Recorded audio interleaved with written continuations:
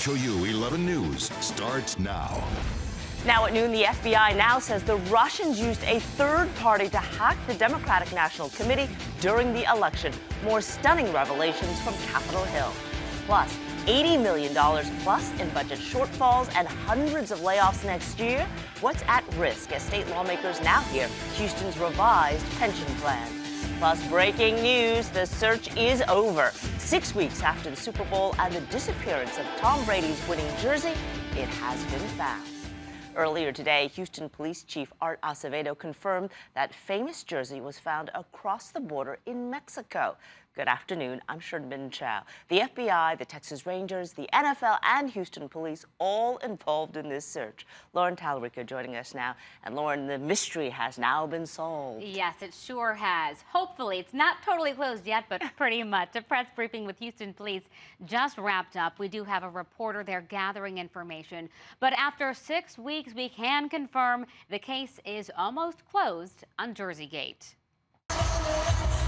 It was the Super Bowl story that made headlines around the world. Not Lady Gaga's halftime performance or the Patriots' impressive win over the Falcons. Someone take my jersey.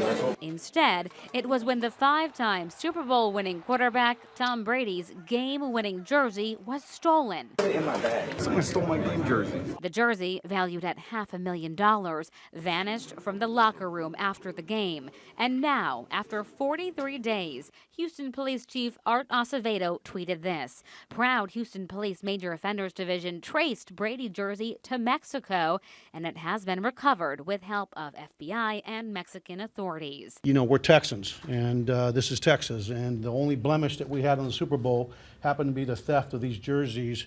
This is what we've learned at a press conference currently underway. The jersey is in the hands of the NFL and the FBI. It is in Boston. The NFL says not one, but two of Brady's jerseys were recovered. The other was from Super Bowl 49. In a statement, the NFL says the items were found in the possession of a credentialed member of the international media. Now, as far as who this suspect is, so far those details haven't been released. But even Lieutenant Governor Dan Patrick has responded on his social media pages saying, note to the international media, don't mess with Texas. We'll have the very latest information on air beginning at 4 p.m. and, of course, online in the meantime. Sherman. All right, thank you, Lauren. New information now on the 19-year-old woman accused of forcing a girl into sex slavery.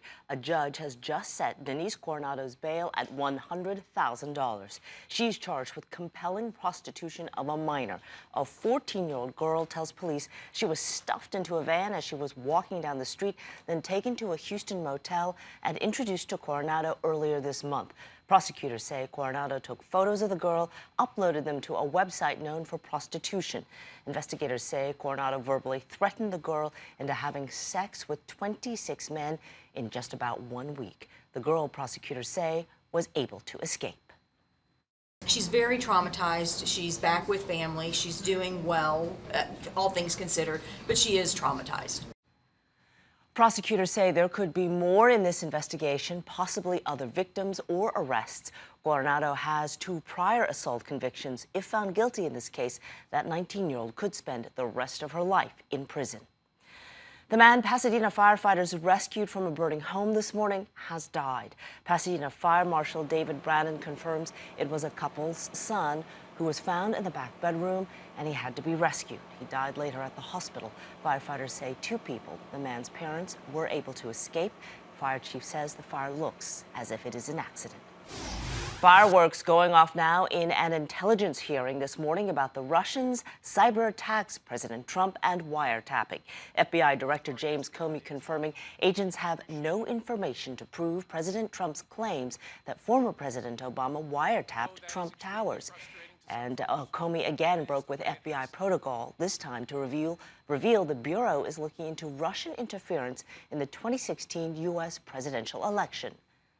That includes investigating the nature of any links between individuals associated with the Trump campaign and the Russian government, and whether there was any coordination between the campaign and Russia's efforts. Comey said Russians used a third party to communicate with WikiLeaks, which published Democratic National Committee emails. There remains no evidence that the outcome of the presidential election was impacted by Russian interference. Meantime, the president tweeted this morning the Russia connection was made up by the Democrats, and the real story was the leaking of classified information. And we want to know what you think. Has President Trump or his team acted inappropriately with Russia? Yes, Mr. Trump should be investigated. No, there is no evidence. Or you think it's all blown out of proportion. Head to KHOU.com/vote now and tell us what you're thinking in our informal poll. Meantime, the Senate Judiciary Committee began its multi-day confirmation hearing for Neil Gorsuch. He is President Trump's pick to be the next Supreme Court justice. Gorsuch would replace the late Antonin Scalia, who died more than a year ago. Democrats argue that Gorsuch would be too conservative and is out of touch with mainstream beliefs. Happening now, lawmakers are hearing about the pained Houston pension system. The plan has an estimated $4 billion shortfall, and state lawmakers are asking questions. That hearing just got underway, and Mayor Sylvester Turner is defending his plan in front of the legislature. It will partially reduce nearly $4 billion in unfunded debt. Mayor Sylvester Turner saying the failing to pass this bill would add millions to the city deficit, and that could mean more than 1,500 city employees could lose their jobs. But the reality is, I can't think of any way to fix it without there being shared sacrifice and people giving them something. There is no perfect pension bill. This proposal means reduced benefits and that employees would be paying more into the fund. The hearing happening right now, and our Adam Bennett is in Austin. He'll bring us updates online and in our afternoon newscasts. All right, time now to take a break from all the news with a live look outside. It is officially the first day of spring.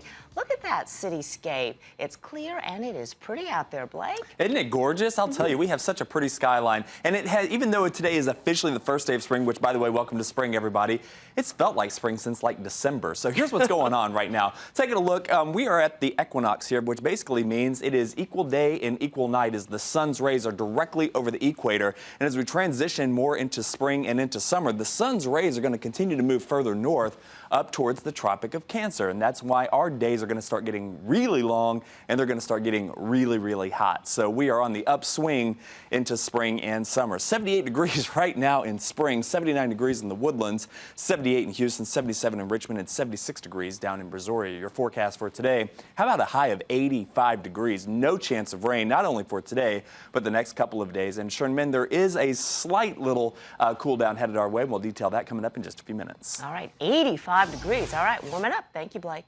Coming up on 11 News at noon, get ready for the final week at Rodeo Houston. What is on tap? You've got a whole week left to enjoy this rodeo season. Plus, how big a problem are sleepy drivers? You may be surprised. And what's being done to keep us all more alert on the roadways? And later, how Sesame Street is taking on autism and helping kids better understand the disorder.